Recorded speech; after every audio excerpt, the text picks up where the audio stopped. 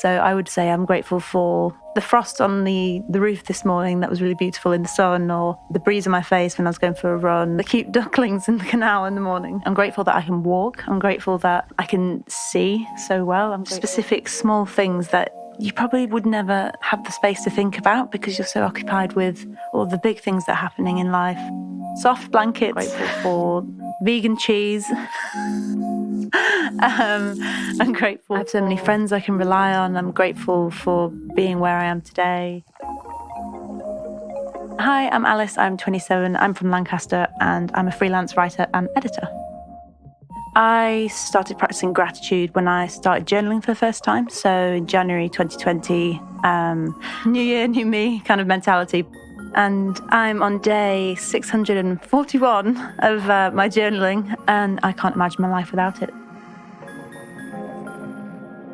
So November 2019, I think that was the kind of turning point for me, like my awakening, if you will, you know, like the classic dark night of the soul. So at the time, I was feeling a bit lost, feeling a little bit like I didn't have a purpose or didn't really know my place in the world. And there's always been a part of me that's kind of not really fit in. I have wonderful friends, but I've always had the tendency to kind of run away. So obviously I went traveling. That kind of added to the confusion, I thought traveling would fix me. I thought I would have found myself and, solved all of my kind of problems. But I mean, wherever you go, there you are, right? So after I came back from traveling, I was having a bit of a rough time. I just moved to London. I was living alone, unemployed, looking for work. And then in November, I had a big fallout with a really special friend of mine. It kind of broke both of our hearts, really deeply, really badly. In hindsight, it was definitely my behaviours that were leading up to it, where I'd been too dependent on her emotionally and kind of burdening her with a lot of my issues and not respecting her boundaries. And I was very illiterate in all of this kind of emotional awareness. I had no idea what it was, let alone I was doing it. At the time, my ego was up in arrears, I haven't done anything wrong. How dare she say this? I'm not considered, in complete defense mode. Really victimizing myself when objectively I had been really inconsiderate myself and, entitled and spoilt. But then only when I had silence and space from her, I was able to be wow, I really might lose her here. She's one of the most special people to me. That kind of shook me awake in a way, snap out of it. This is big. This could potentially change your life in a big way. Could we look at ourselves in the mirror for once? And thank God I did.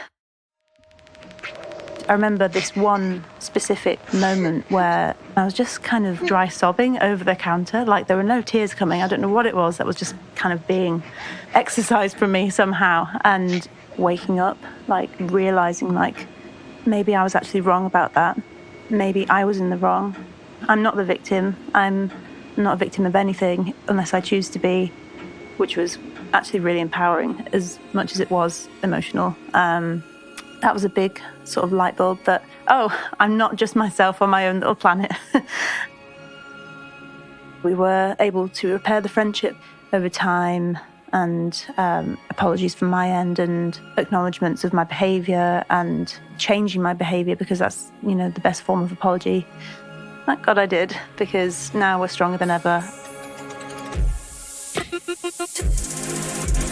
That sort of essentially led me to the practice of journaling and gratitude.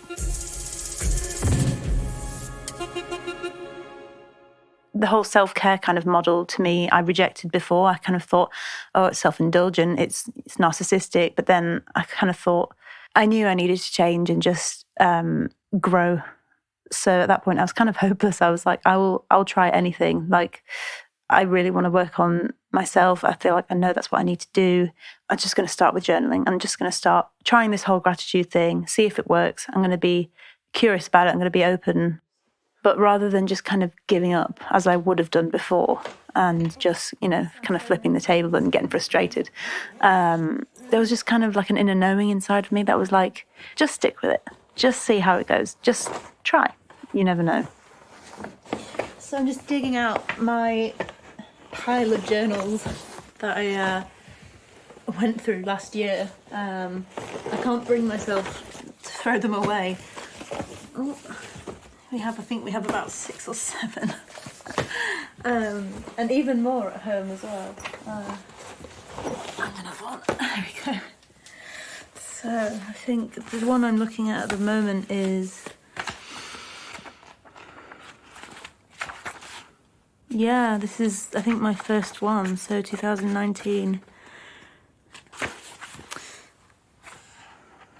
Here we go, Future Self Journaling, day 1. Never too late to start right. Step 1, self-awareness. Ah, this is emotional. So while I didn't really find like a lot of meaningful gratitude posts on Instagram, I did come across the holistic psychologist and saw that she had a journaling prompt that focused on gratitude. And that structure really helped me formulate my gratitude practice. The template was formed of points, about 10 points, so I think the first one was my daily affirmation. And then you would write 3 things you're grateful for, 3 traits you'd like your future self to have. And then the prompt, today I'll focus on shifting my pattern of, today I'm practicing, changing this area will allow me to feel. Oh, okay, this will be interesting as well. Number 1, what behaviour or pattern do I want to change? I want to be more emotionally responsible and independent. Write affirmations that will help you achieve this. I am able to evaluate how I am feeling and decide on a constructive way to respond to them. Write how you'll be able to practice these new behaviours in daily life. I'll find gratitude in the everyday and stay present rather than fixating on the past or worrying about the future. I'll set boundaries with myself and others so I don't rely on friends to heal or fix me. I'll practice discipline and keep small promises to myself consistently. So I would start my journaling with 3 things I'm grateful for. And it kind of started off with the macro things, like I've got food in the fridge. But then the more I went into it, the kind of smaller the things became, but bigger at the same time. It started to make a profound difference even from day 1. So before I felt like very much like a balloon, like floating off. I wasn't really tied down anywhere physically or emotionally. So instead of being that balloon, I was kind of a bit more like a tree, just grounded and rooted in like the world around me rather than stuck in the future or like dwelling on the past. I was just here and so very acutely present. I'm grateful that I can just pick up the phone and call my grandpa because he's still alive. Hello, Albert. Hi, Grandpa. How are you, love? I'm good. How are you? Fine, thank you. Yeah? What are you up to? I'm fine, just relaxing nicely in the settee. I'm not on the settee, on my reclining chair. Oh, lovely. Having had My grandpa is so special to me. Everyone always says that I have grandpa's eyes and his cheeky smile. How are things? Yeah, they're good. I just wanted to give you a call and, let you know I'm thinking of you. And how did you enjoy playing on that little piano you found in Soho? Oh, honestly, Grandpa, that piano, it was gorgeous. I think the gratitude practice has really helped sort of savour my moments with my grandpa, because whenever I'm at Grandpa's house and just having a cup of tea with him, I feel so present because I'm just thinking constantly all the time, oh, I'm so grateful that I'm here. I'm so grateful that he's telling me this story. I'm so grateful that I can still look at his cheeky little smile, and I'm so grateful that I'm able to play the piano for him, and just leave feeling so sort of full of love and joy. And good. Well, but they're magnificent. They really are. It's a long time since I played one, but I have played one. The gratitude practice really helps me be fully there with him and nowhere else, and in that time slows down and you're able to just absorb all of those special little moments. I'm very grateful for the gratitude practice for having given me the opportunity to really just fully be there with him. I'll let you get back to work now, but bless your heart. Yeah. Okay, love. Take care, Grandpa. Take care. Love you. Bye. Bye.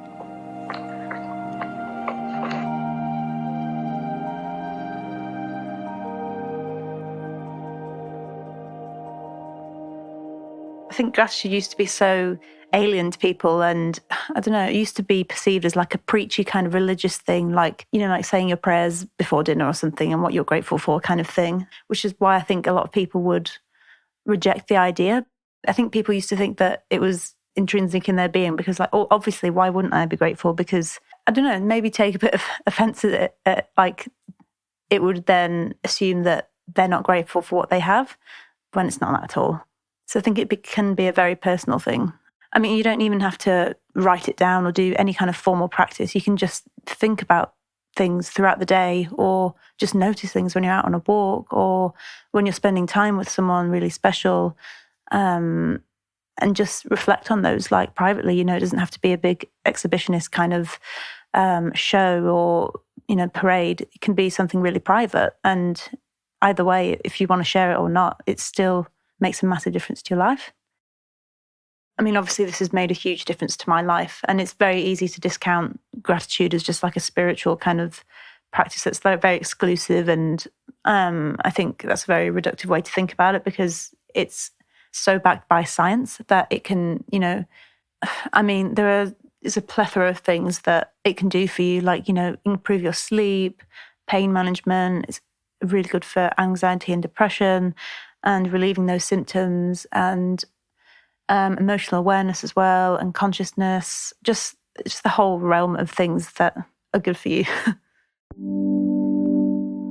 By having this gratitude practice, it's helped me sort of navigate how to be more resilient, how to take criticism and, you know, see that I'm wrong sometimes. And it's changed my relationships for the better. It's raised my awareness so I can connect with myself and then connect with my friends and the important people in my life.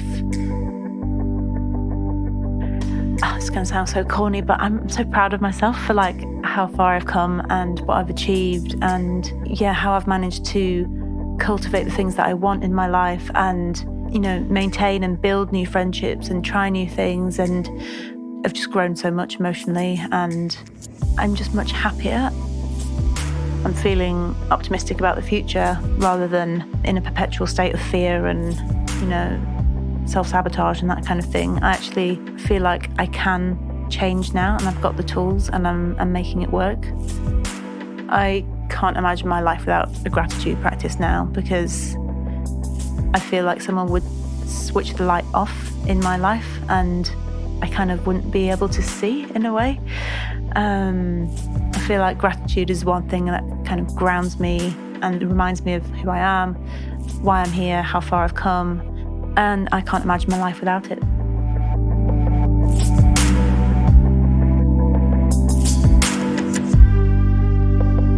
The Practices was produced by Radio Wolfgang for Light. For more information, visit light.app. This episode featured Alice Priestley. It was produced by Holly Aquilina. It was edited and sound designed by Natalia Rodriguez, and the executive producer was Ellie DiMartino.